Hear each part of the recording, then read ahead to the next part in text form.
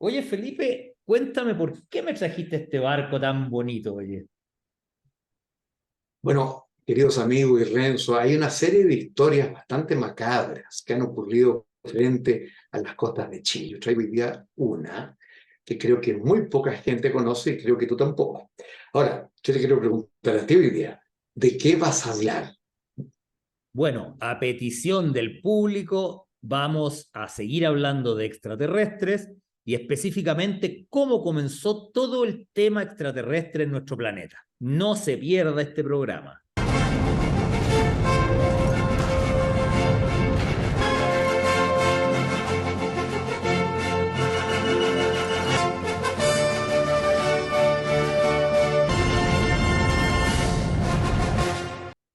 Bueno, amigos, como ustedes saben, hay historias nuevas e historias antiguas. Yo voy a traer hoy día, como les dije, una antigua. Sin embargo, quiero decir que yo conozco a Renzo, al señor que está aquí a mi lado, hace unos 45 años, somos amigos hace 45 años, y yo pocas veces he visto, por lo menos conocido, cercano mío, a alguien que esté más estudioso y obsesionado por la presencia de extraterrestres en nuestro planeta. Yo antes no le creía mucho a Renzo. Recuerdo que hace 20 o 30 años íbamos en un crucero, en un barco, y Bueno, estuvimos hablando de esto y bueno. se veía el mar oscuro. Me acuerdo que se veía la luna y Renzo me dice, en el mundo hay extraterrestres. Capaz que nos aparezca uno aquí en el mar. Y yo estaba fascinado, me acuerdo patente, eso fue en febrero del 94. Bueno, después Renzo me hace ir a mundos desconocidos con sus estudios. De hecho, Renzo Rigoni, que ustedes tienen acá, ha entrevistado a grandes ufólogos del mundo. Entonces, haciendo esta presentación, yo quisiera dejar con ustedes al señor Renzo Rigoni, que nos va a aclarar un poco qué es lo que ha pasado concretamente con el fenómeno ufológico en los últimos 50 o 60 años y quizá antes. Bueno, muchas gracias, Felipe, por esa maravillosa presentación tan cariñosa. Bueno, yo quiero decir que por petición de algunas de las mayores seguidoras de este programa, que son Francisca Acuña y Maritza Ah, Kapowski, bueno, también Karin Ziller, nos han pedido, oye, muy interesante el tema extraterrestre, por favor sigan tocándolo. Así que no por mi obsesión, sino que porque el público lo ha pedido, vamos a hablar de estos temas y nos vamos a remontar, vamos a tratar de buscar dónde comenzó todo esto, ya, que para mi sorpresa, ya. te conoces el dicho, todos los caminos conducen a Roma, ¿no? ¿A Para mí, quién? que todos los caminos conducen a Roma. Todos los caminos conducen a Roma. Para mi sorpresa, muchas veces me doy cuenta que las cosas van hacia ese lado. Y ahora investigando ciertas revelaciones del doctor Michael Sala, que es un experto en exopolítica, uno de los mejores del mundo, y resulta ¿Mm? que parece que la primera nave que cayó, Felipe, en nuestro planeta, por lo menos en nuestros tiempos modernos, fue nada menos que en Italia, el año 1933 en el norte de Italia, en la Lombardía. El 13 de junio de 1933, una nave que tenía una forma como de la unión de dos discos, ahora estamos viendo un gráfico, un dibujo más o menos de cómo era, cayó en Maderno, Sí, Lombardía, un aparato de un ya. metal delgado, gris plata, más o menos de 5 metros de ¿Qué? diámetro por 2 metros y medio de alto. Estamos viendo una recreación del disco caído ahí en el campo. Y para que vean que esto no es puro invento, ahí estamos viendo un oficio nada menos ¿Mm? que de Benito Mussolini, il Duce, che dice más o menos así: per ordine personale del Duce disponesi assoluto silenzio su presunto atterraggio su suolo nazionale, ad opera aeromobile sconosciuto, stop. O sea, que Mussolini ordena absoluto silencio sobre este presunto aterrizaje de Ya. una nave desconocida, para que veas que esto es un oficio oficial. Y así habría comenzado el proyecto espacial secreto italiano y el primero del mundo. Todos pensábamos que era Antes que los alemanes. Yo hasta hace poco tiempo pensaba que los alemanes eran los primeros, pero parece que el primer proyecto espacial secreto o Yo programa también. nació en Italia, el año 33 con Mussolini. Yo tenía convencido que había sido la cohetería de Werner von Braun. Claro, pero una Ya. cosa es la cohetería y otra cosa son la primera caída de un ovni. Además estamos hablando del año 33, tú estás hablando del año 40, Sí. 47, 46. Bueno, hay que decir que Ni idea. Italia en la Primera Guerra Mundial, como tú sabes, Felipe, era de los aliados contra Alemania, contra el imperio alemán o austrohúngaro, ¿no? Entonces Italia salió bastante inmune Exacto. Pero, su complejo militar industrial, como se llama a estas corporaciones que hacen armas y que proveen a los militares y todo, que lo conocemos el complejo militar industrial de Estados Unidos, pero Italia también tenía el suyo, ¿no? Compitiendo contra Francia y Inglaterra en poderío, ¿no? Italia tenía una aviación muy potente, mejor que la alemana en esa época, muy y potente. Mussolini creó Sí, el sí. comité RS-33, ¿no? Que sería Ya. un comité de investigación y espionaje para saber cómo lidiar con esto tan desconocido, tan nuevo, que era recuperar una nave que no... Te puedo hacer una pregunta. Sí, Si el Duce Mussolini dio todo ese discurso en italiano que tuviste muy bonito, cuando el Duce descubre esta caída, ¿qué es lo que vio él? Porque puede haber sido, ponte tú que hubiera sido un avión o un aparato. pero, ¿Qué se le ocurrió a él? ¿Que esto era una bueno, nave extraterrestre? o sea, un platillo, el clásico platillo plateado Ah, que cayó ahí ya. en Italia y Sí. al principio Mussolini pensó que podía ser una nave británica cuando recién recibió la noticia. Pero después vamos a ir viendo por qué, ahora vamos a ir viendo por qué descartó a Gran Bretaña como responsable de esta nave, ¿ya? Porque, bueno, creó este Ya, comité, ya, el RS, que yo supongo que RS debe ser por ricerca e espionaggio, o sea, investigación y espionaje del tema, OVNI, ¿ya? Que es como el antecesor del ya. MJ-12 o Majestic 12, que fue el comité que se creó en Estados Unidos Ya. para lidiar con el mismo tema. O sea que el Majestic 12 sería como una copia de este comité RS-33 italiano. Y adivina, Felipe, no vas a adivinar nunca a quién puso Mussolini como jefe de este plan de investigación de ovnis. A Guglielmo, Mm. Marconi. Muy bien, Felipe, Guglielmo Marconi. Puso Mussolini como jefe, como cabeza de este comité para investigar ovnis. Sin embargo, lo curioso es que Marconi, cuando quería instalar sus empresas digamos, tecnológicas, no Ya. tuvo mucho apoyo en Italia, por lo tanto se fue a Inglaterra y se instaló allá con sus Ya. empresas, con sus compañías de tecnología. Por lo tanto, cuando Mussolini lo nombró, él estaba en Inglaterra. Ah, Entonces, uno pensaría, ya. ¿por qué hizo eso? Y quizás la respuesta es que Mussolini quería, a través de Marconi, espiar un poquito a Inglaterra, a ver si eran ellos los responsables de los platillos. O bien quiso intercambiar información con la inteligencia británica porque Marconi, por el hecho de estar trabajando en comunicaciones inalámbricas, ¿no? En la radio y todas estas señales por el Sí, aire, claro, claro. la inteligencia británica estaba interesadísima en esto. Y La telegrafía sin hilos. Eso era. claro, o la radio, como se dice comúnmente. Ondas de radio. Claro, entonces Mussolini al principio creyó que era una nave Ya. británica, pero a través de Marconi descubrió que los británicos no tenían nada que ver, después los franceses tampoco, y digamos, investigando todo esto, se enteró que Alemania tenía un proyecto espacial secreto también. Pero una cosa interesante es que Italia habría sido el primero con este comité RS-33. Italia habría sido el primero en crear una estrategia para ocultar el tema ovni, o sea, a través de censura, arrestos de testigos, elaboración de explicaciones falsas sobre los ovnis, etcétera, etcétera.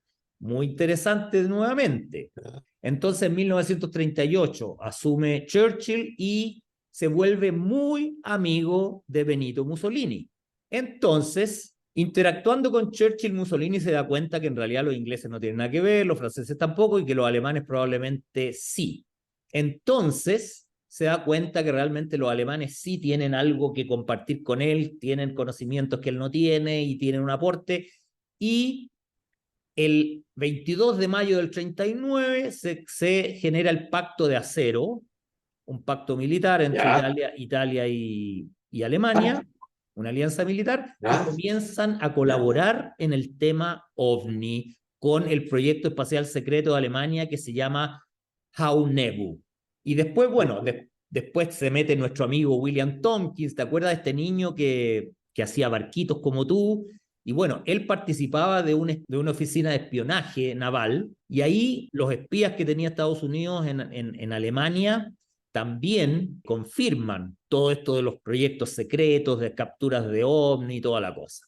También William Tompkins avaló también el proyecto espacial secreto italiano, y una tercera persona que confirma esto es Giuseppe Peluzzo, ex ministro de Finanzas de Mussolini, en artículo que sale publicado en marzo del año 50, donde dice: i dischi volanti furono ideati nel 1942 en Italia e in Germania. O sea, él dice que los platillos voladores fueron ideados en el 1942 en Italia y en Alemania. Imagínate, de muy buena fuente viene esta información. Entonces, el proyecto espacial nazi, también hay un memo, el memo Garland Memorandum, que dice que Alemania investigaba los ovnis a comienzos de 1931.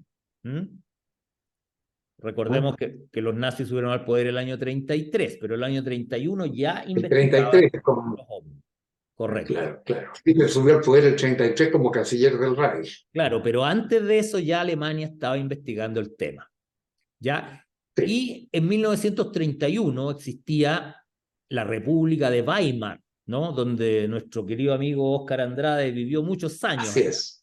Un día le vamos a tener que hacer preguntas de esto, que él sabe mucho también. ¿Ya? Y bueno, en la República de Weimar tuvo una corta vida muy agitada desde la final de la Primera Guerra Mundial hasta 1933. Era una república de gran progreso, con unas organizaciones muy prominentes que trabajaban con todo tipo de temas esotéricos, dentro de los cuales estaba la Sociedad Vril, de la que hablamos ya el programa pasado, que experimentaba con prototipos de platillos voladores en los años 20, ¿no? Fundada por nuestra querida María Orsic, que también la mostramos el programa pasado, ¿ya? Que en los años 20 fundó esta Sociedad Vril, y que también era ayudada por prominentes ocultistas de la sociedad Thule, ¿no? Que también era una sociedad de Weimar. Y la sociedad Thule creía que hubo una gran ciudad muy avanzada de una civilización aria en algún lugar del norte de Europa, lo que se conoce como Hiperbórea. Esto está en las leyendas griegas, etc. Y los de la sociedad Thule creían los altos rubios. Claro, bueno, los arios serían, claro, los habitantes de esta ciudad, y los de la sociedad Thule creían que Hiperbórea de alguna manera tuvo que terminar refugiándose en la tierra interna, que también hablamos de la tierra interna en el programa pasado. Entonces, María Orsic supuestamente se comunicaba telepáticamente con estos seres de la tierra interna de Hiperbórea, y también con extraterrestres de Aldebarán, del sistema estelar de Aldebarán. Y así María Orsic habría obtenido planos para la construcción de estos platillos voladores, de estos primeros arquetipos.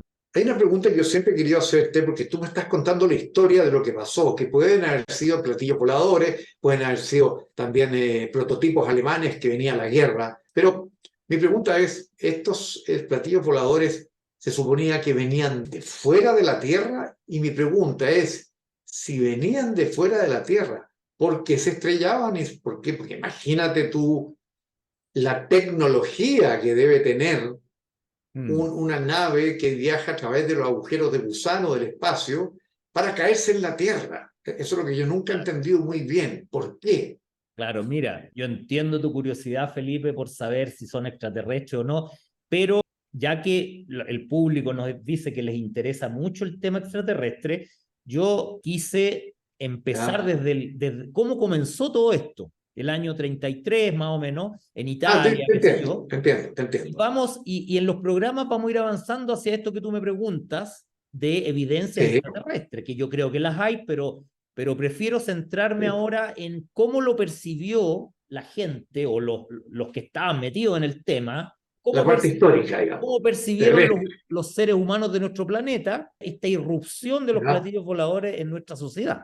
Por eso no me quiero desviar tanto para cosas que ya son más modernas, que lo vamos a hablar. Ya. Bueno, no es que me la esté tratando de sacar, pero si nos metemos en el origen extraterrestre posible de los platillos voladores, uy, nos vamos Es a pasar mucho rato y yo muy interesante.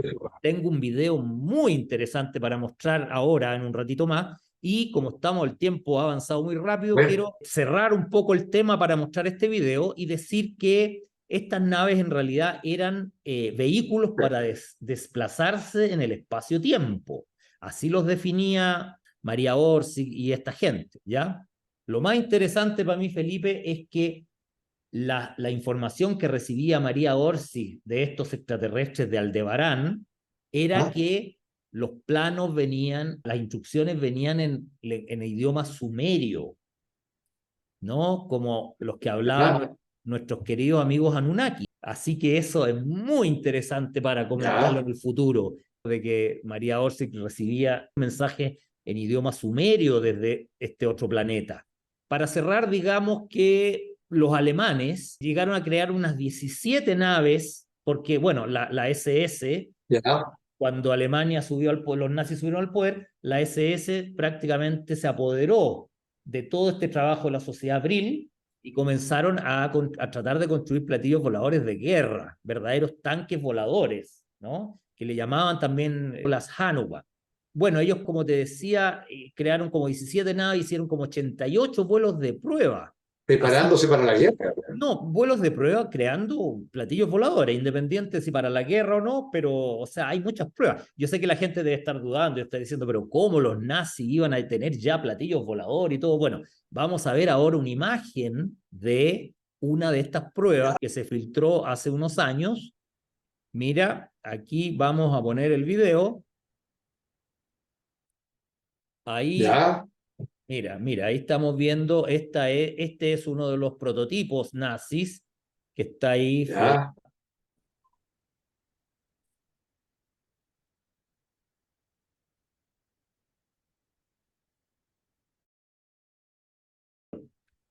Bueno, ¿Ya? como ves, Felipe, sí tenemos esta imagen espectacular que muy poca gente ha visto.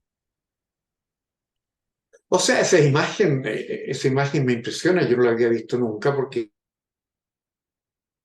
efectivamente es un disco volador, pero va volando alto. Yo pensé que iba a volar a 2 metros de altura. Eso va a más de 20 metros. Entonces Claro. tenían tecnología que nosotros desconocemos o que no la aplicaron. Yo sé que los alemanes estaban preocupados de los aviones Messerschmitt y Mm. el Messerschmitt ME-163, que era el avión cohete, ¿no? Y de las bombas, pero no tenía idea de estos avances que habían tenido con estas naves que son realmente platillos voladores, ¿sí? No, no me cabe duda. Me parece altamente interesante, interesante. Que el mundo está lleno de cosas interesantes, Renzo, que nadie sabe o muy poca gente sabe. Como por ejemplo la Y historia tú que sabes varias, digamos. contar hoy día, ¿no? Hoy día, mira, en el siglo XVI, XV, el Renacimiento y todo, las ciudades eran oscuras. Las ciudades no tenían luz. Sencillamente había de repente unas antorchas cada ciertas cuadras. Las ciudades eran muy oscuras en la noche, la gente se acostaba temprano. Entonces venía el sereno, en esa época no el sereno, sino que apagaba las antorchas, pero era muy peligroso porque las ciudades eran de madera, como Londinium, o Londres, o París, o lo que fuera.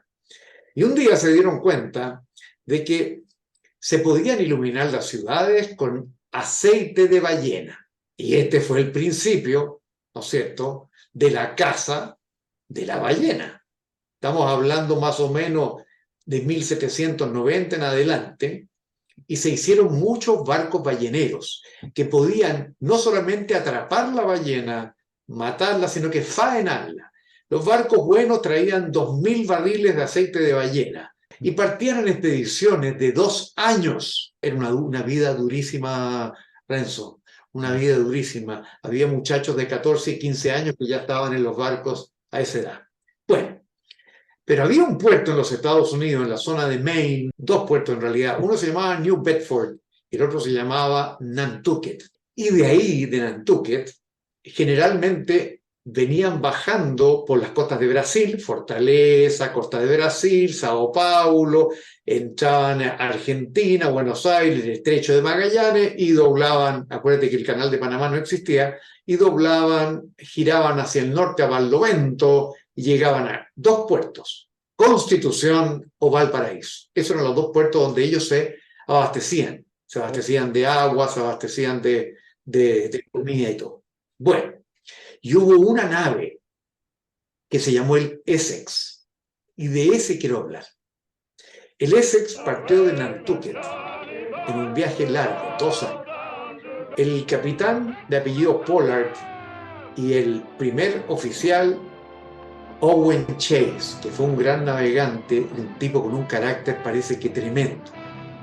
Entonces, ellos salen, hicieron un viaje bastante bueno. Pollard era sobrino de uno de los dueños de la compañía naviera de estos barcos pesqueros, que no tenían más de 27, 28 metros, que eran barcos, con una humedad, la gente moría de cualquier cosa en realidad, los botaban al mar, esa es la verdad. Llegaron a Constitución más o menos en octubre de 1820, estaba gobernando Higgins, y decidieron ir a alta mar desde ahí a más o menos unas 2000 kilómetros hacia adentro de las costas de Valparaíso, donde se sabía que había cardúmenes gigantes. Y salió el Essex, zarpó esta nave preciosa a buscar ballenas. Y siempre se decía, ¿no? Cuando las ballenas estaban a lo lejos y saltaban sus chorros, decían, "There she blows", que significaba, estaba tirando, y así había que ir para allá.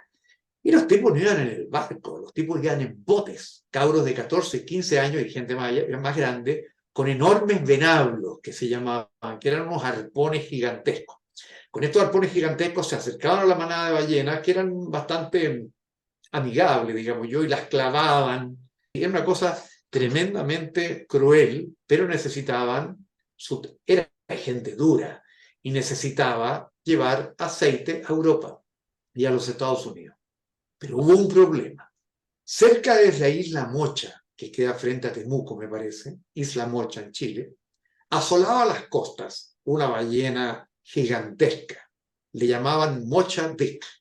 Se calculaba que era un cachalote, o sea, un sperm whale de unos 28 a 30 metros de largo, gran envergadura, era un gigante, y que solía navegar al lado de los botes, pero cuando se enojaba, con la aleta caudal, reventaba los botes y era capaz de matar gente.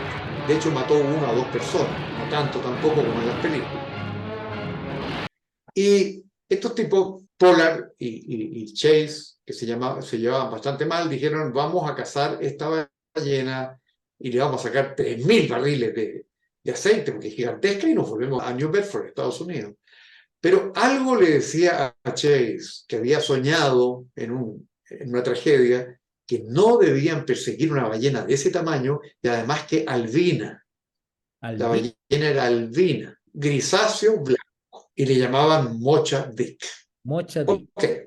Un día, porque ellos las tormentas las pasaban con mucha dificultad y esperaban para cazar ballenas días bonitos para poder atraparlas, si no, no podía echar botes. Un día ven un cardumen de ballenas y ven a Mocha Dick, que era bastante más grande, también entre las ballenas. Y dicen, allá está, allá vamos, saquen los botes, bajen los botes, y se empiezan a meter todos los marinos, que estaban generalmente a pata pelada, aunque tú no lo creas, o estaban con unas zapatillas de lonita que se usaban, a cazar con estos tremendos venablos de 2,5 metros, tenían, con unas puntas de este porte, a cazar las ballenas. Así que Owen Chase dijo, vamos a cazar y vamos a cazar también a la ballena blanca, a Mocha Dick, a la famosa Mocha Dick. Y los marineros le dijeron, no puede cazar a Mocha Dick. Mocha Dick es un demonio, no es una ballena normal, nos va a atacar. Y Owen Chase y Pollard no hicieron caso y se les fueron encima a las ballenas y las ballenas se abrieron y quedó solo Mocha Dick peleando con ellos, haciéndole escaramuza.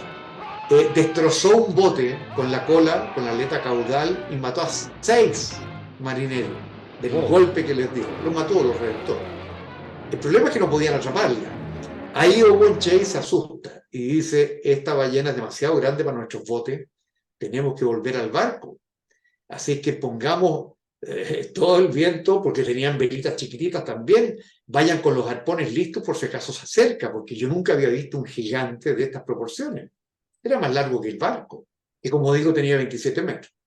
Y ahí estuvo el problema. Uno de los arponeros la clavó cerca del ojo, le entró el venablo, y esto enfureció al animal, al cachalote, lo enfureció de tal manera que no solamente siguió a los botes, sino que a toda velocidad y por el costado de babor estrelló el barco y le hizo una vía de agua bastante grande. El barco empezó a hundirse y también empezó a incendiarse porque se dio vuelta una lámpara de parafina y había aceite en el suelo por los problemas que habían tenido.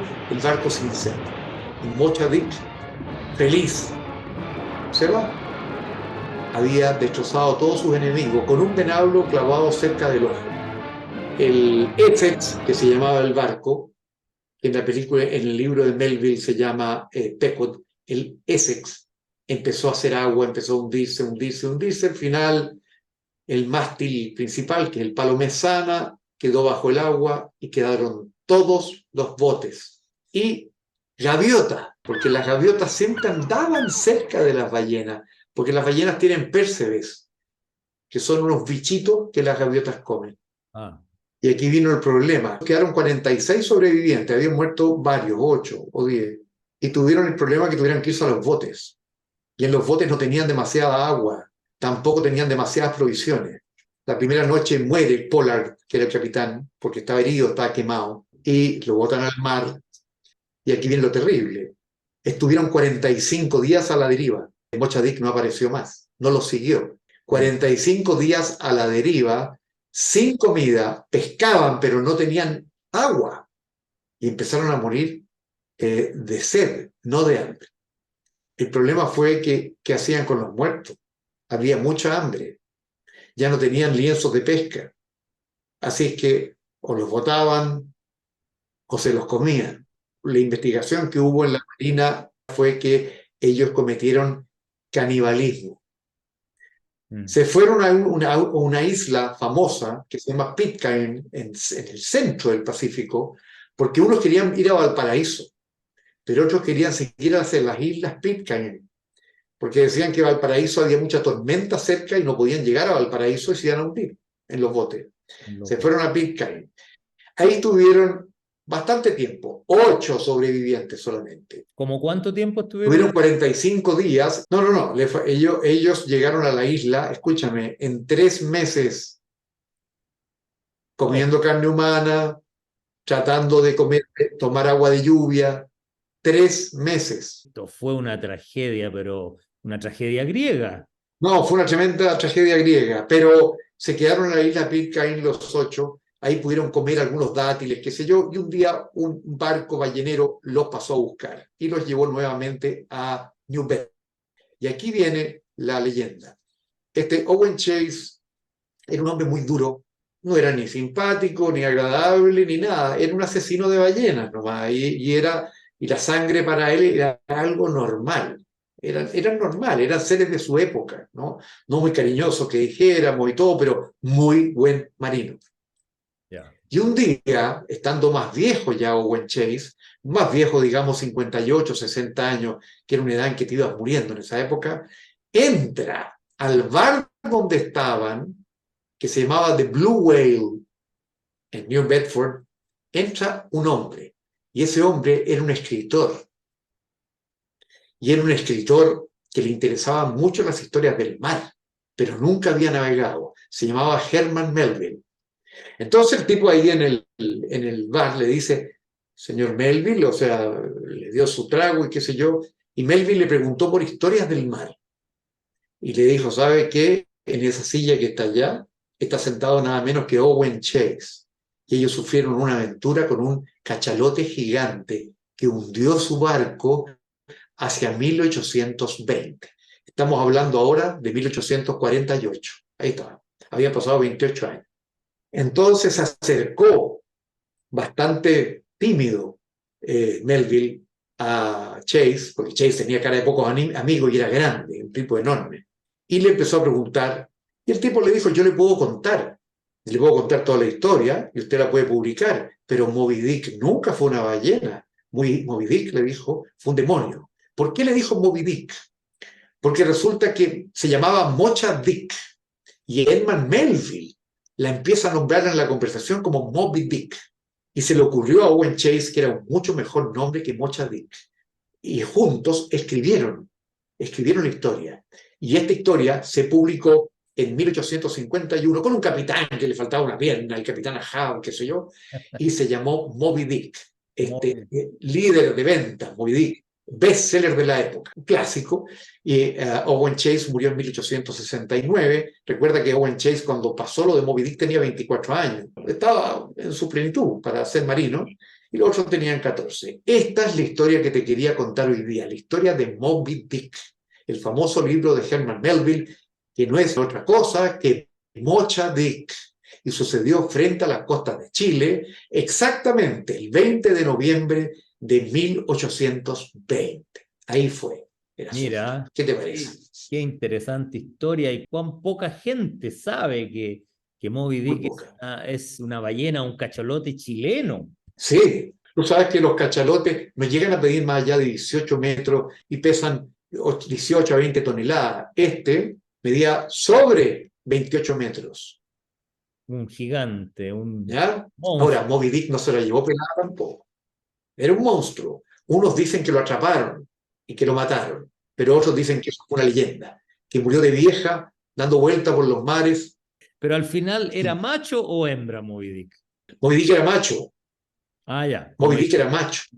Oye, fascinante historia como siempre. Claro, Bueno, espero que a la gente le haya gustado estas dos historias y que siga viendo el programa y que siga dando su like, compartiéndolo y comentándolo para que sigamos haciendo este programa. Vamos a seguir hablando de esto, del humano, de lo divino y de muchos temas más. Si la gente nos apoya y ve el programa, lo comparte y lo comenta. Querido amigo Felipe, síganos apoyando, por favor, que hemos tenido muchas visitas. Y vamos a ir a la segunda parte de los extraterrestres tuyos, que me interesan mucho, porque hay una pregunta que no te pude hacer, porque eres muy hábil y no me dejaste hacerla. No me dejaste hacerla. Pero en la próxima te la voy a hacer, en el próximo programa. Así es. Creo que es una pregunta que me puede contestar. Eso. Muy bien. Bueno, y nos despedimos ya. Gracias, amigos. Nos vemos en el próximo capítulo de Encuentro Dementes. Lo que pasa es que estoy medio sordo hoy día, no sé qué es lo que pasa. Ahora nos vamos a tomar un trago de ron allá atrás, nos vamos a sentar en esa mesita y vamos a mirar el mar y nos vamos a tomar un buen trago de ron, como los piratas. ¡Ay, la botella de ron! ¡Ah, ah! 3 vueltas a la botella de ron, dice el muchacho.